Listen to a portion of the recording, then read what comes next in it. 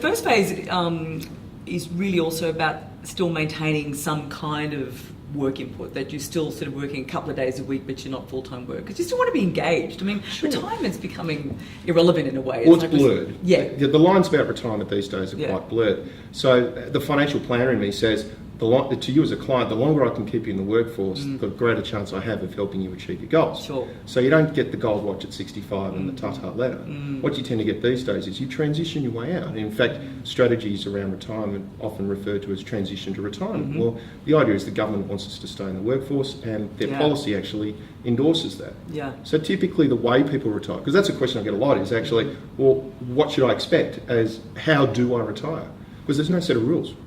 No, that's not, isn't it? And I suppose it's really understanding what is available to you. What are the tools and what are the structures that are available? And as you say, the transition to retirement, being able to access a little bit of your super. Indeed, yeah. But maybe still sort of working, and then what pension is available to you, means testing your assets, all that sort of stuff is...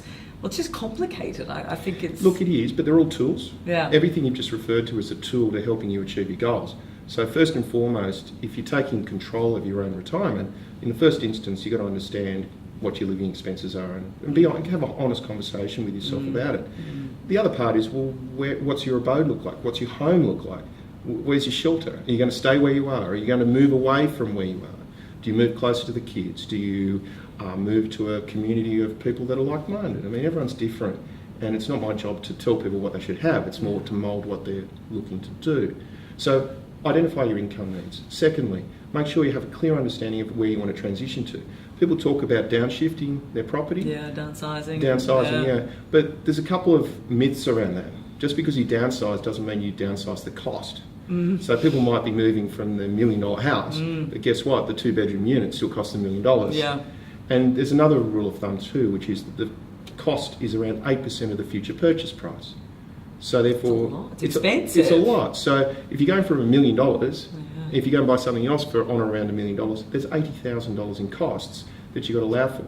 And that doesn't include, furnishings and things like that. Yeah, because we often just think about the big picture, don't we? We don't think about all the add-ons. Yeah. You go, oh, well, it's $1 million here and $1 million there, we just swap that over, but it's actually really bearing down into all the stuff that's very real that you don't take into consideration. Indeed, and if you're in retirement, I mean, you've got no future pay packets coming in, so therefore you're not earning anymore, so therefore you've got to be careful about, the old adage is measure twice, cut once. You've got to make sure that you're aware of these issues and you don't get blindsided.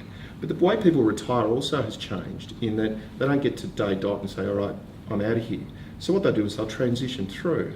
So for a lot of clients, what you should be doing is identifying what your key skills are and how you can perpetuate that.